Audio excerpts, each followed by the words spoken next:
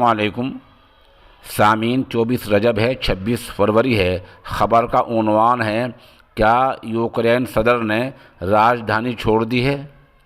ख़बर थोड़ी तफसील से सुन लें। रूस और यूक्रेन के दरमियान युद्ध जारी है, लड़ाई जारी है।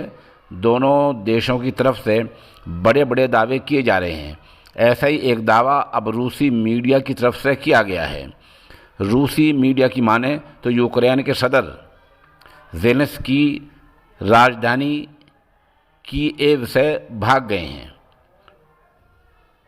वैसे इस दावे के माने इसलिए और ज़्यादा बढ़ जाते हैं क्योंकि 24 घंटे पहले ही यूक्रेन के सदर ने एक पैगाम जारी करके कहा था कि लोग उनके बारे में भ्रम फैला रहे हैं, वो आखिरी दम तक लड़ाई जारी रखेंगे, अपना बचाव करेंगे और देश के लिए लड़ेंगे।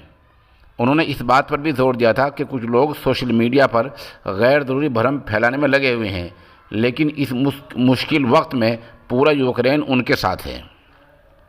इस बीच यूक्रेन के वज़ीर दिफा ने दावा किया है कि फ़्रांस की तरफ से हथियार मिलने की बात हो गई है और हथियार बस फ्रांस से आ ही रहे हैं।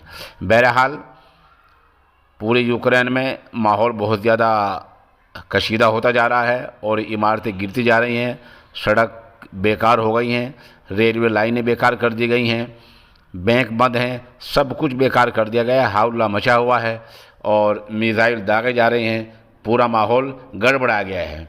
अब सदर के यूक्रेन की राजधानी छोड़ने के बारे में सच्चाई क्या है, अगले और रूसी मीडिया का ये दावा किस हद तक सही है, अगले चंद घंटों में तफसीलात आ सकती हैं।